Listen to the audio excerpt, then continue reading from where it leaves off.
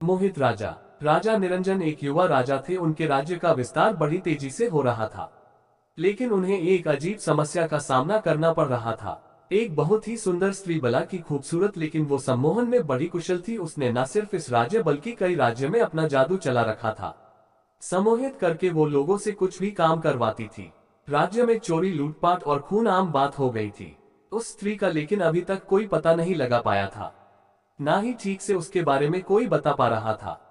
आए दिन राजा के सामने कोई ना कोई याचना लेकर राजमहल आता था। राज्य में चर्चा थी उस स्त्री का अंतिम शिकार राजा होगा, क्योंकि राजा को सम्मोहित करके वो राज्य की रानी बनना चाहती है। तब से राजा की सुरक्षा भी और बढ़ा दी गई। एक दिन एक भाई अपनी बहन के साथ राजमहल में आया। दोनों की हालत बहुत खराब थी। भाई अपने बहन के माथे पर हाथ रखाया था। बहन घायल थी और वो जन्म से ही बोल नहीं पाती थी। राजमहल में उसे जाने नहीं दिया गया। सैनिकों ने उसे द्वार पर ही रोक लिया। राजा ने दूर से यह देखा और उन्हें पहले उपचार के लिए राजमहल के उपचार केंद्र में भेजा गया। राजा ने स्वयं उपचार केंद्र जाकर उन्हें देखा। भाई और बहन दोनों रो रहे थे। रोता हुआ भाई बोला कि मैंने बड़ी मुश्किल से इसके विवाह के लिए स्वर्ण आभूषण बनवाए थे, लेकिन वो सम्मोहिनी हमें सम्मोहित करके सारे आभूषण लेकर चली गई। मेरी बहन मुझसे ज्यादा सतर्क थी, इसने उसकी आंखों में ना देखा, इसलिए जब वो आभूषण छीन रही थी तब इन दोनों में छीना झपटी हुई और इसकी यह हालत हो गई। राजा ने उस लड़की की ओर देखा। मासूम सी लड़की सहमी सी बैठी थी। राजा ने उससे पूछा कि क्या तुमने उसे ठीक से देखा है? उसे पकड़ने में हमारा सहयोग कर सकती हो? उसका भाई बोला, सरकार यह जन्म से ही गूंगी है, बोल नहीं सकती। राजा ने उससे पूछा, क्या नाम है तुम्हारी बहन का? वो बोला, सरकार इसका नाम बाती है और मेरा मंगल है। राजा उस समय वहां से चला गया, लेकिन उस मासूम लड़की का चेहरा और रोना उसकी आंखों में घूमता रहा। सांझ को राजा फिर उपचार केंद्र गया। वो लड़की और उसका भाई जाने की तैयारी में। राजा ने उन्हें जाते देख बोला कि कहां जा रहे हैं? राजा अब उस लड़की बाती की आंखों में ही देख रहा था। बिल्कुल निर्दोष उसकी आंखें राजा के हृदय को चिर रही थी। राजा ने उनसे कहा कि आप दोनों राजमहल के मेहमान बनकर यही रहेंगे। राजा की आंखें उस लड़की से हट ही नहीं रही थी। रात्रि में उसे नींद नहीं आई। रात्रि में ही राजा ने विचार कर लिया कि उसे क्या करना है। सुबह राजा शीघ्र ही उठ गया। उसे बस बाती को देखना था। वो उसके कक्ष में गया। बाती ने राजा को देख पहले खुद को संभाला। राजा बाती के पास आया, कहा कि तुम मेरी रानी बनोगी। क्या है तुम में जो मुझे सोने नहीं दे रहा? बाती की बड़ी बड़ी आंखें अब राजा की आंखों में देखने लगी। राजा को जैसे दुनिया मिल गई। राजा ने बाती को जोर से पकड़ लिया और अपने सीने से लगा लिया। उसका भाई कक्ष में आया और उसने राजा को बहन के साथ ऐसी दशा में देख कहा, महाराज आप यह क्या कर रहे हैं? राजा ने बोला, अब यह हमारी रानी बनेगी। बाती ने शर्म से आंखें झुका ली। राजा ने अपने मंत्री गण को कहा कि कल ही उनका विवाह होगा, प्रबंध किया जाए। राजा के महामंत्री को खबर खुशी के साथ थोड़ी संकोची भी लगी। तभी अचानक द्वार पर एक लड़की बहुत रो रही थी। महामंत्री वहां गए। तब उन्हें पता चला कि वो लड़की भी बोल नहीं सकती। वो इशारों में कुछ समझाना चाह रही थी। थोड़ी देर बाद समझ आया कि उसका भाई सम्मोहिनी के वश में है, ऐसा यह कहना चाह रही है।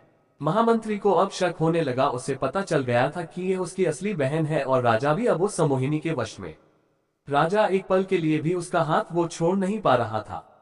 सम्मोहिनी भी राजा को इस हालत में देख बहुत खुश हो रही थी। वो सोच रही थी, यह राजा तो अब मेरे लिए मरने को भी तैयार हो जाएगा, बस मुझे इसे इसी तरह सम्मोहित करके रखना होगा। महामंत्री को लग गया कि राजा को अब इस स्त्री के चुंगल से छुड़ाना होगा। वो राजा के पास गया और कहा कि राजा, कल आपका विवाह है और विवाह के पूर्व कुछ रस्में और शगुन होते हैं, इसलिए विवाह के पूर्व आप ऐसे रानी के साथ एकांत में नहीं रख सकते। उस स्त्री ने महामंत्री की ओर देखा, लेकिन वो आंखें नीचे करके ही रहे। उन्हें पता था कि अगर एक बार उनकी आंखों में उसने देख लिया तो वो भी उसके वश में आ जाएंगे। राजा नहीं माना। फिर महामंत्री ने कहा कि यह सब में आगे आपके विवाह के सफल होने के लिए ही है और फिर एक रात्रि के बाद है, उसके बाद पूरा जीवन पड़ा है। राजा अब मान गया, जाने को तैयार हो गया। सम्मोहिनी की विवशता थी कि वो कुछ बोल नहीं सकती थी, इसलिए कुछ बोल नहीं पाए और राजा वहां से चला गया। महामंत्री राजा को उनके कक्ष में ले गए। उन्हें पता था कि राजा को सच बताने से कोई फायदा नहीं है, क्योंकि राजा उनकी बात नहीं मानेगा। उन्हें किसी तरह से सम्मोहिनी के मुंह से कुछ बुलवाना पड़ेगा।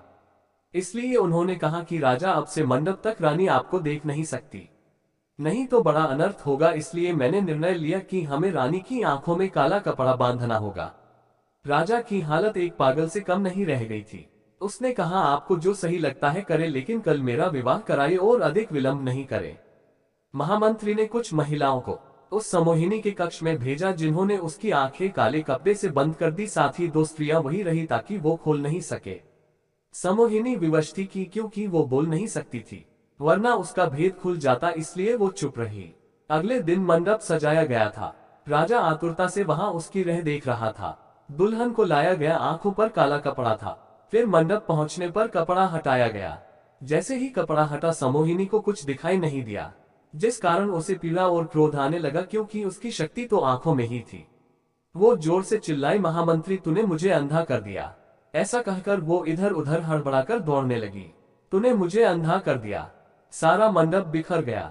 राजा भी उसकी वाणी सुनकर जैसे नींद से जाग गया हो।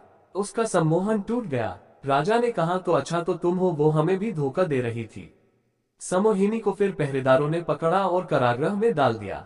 राजा ने महामंत्री से पूछा कि आपने यह कैसे किया। महामंत्री ने कहा कि उसकी शक्ति उसकी आंखों में थी। मैंने कुछ समय के लिए उसे एक पदार्थ से अंधा किया और उसकी असलियत सामने आ गई। राजा ने उन दोनों भाई बहनों को धन्यवाद के साथ विदा किया और महामंत्री को भी उन्हें और राज्य को बचाने के लिए धन्यवाद दिया।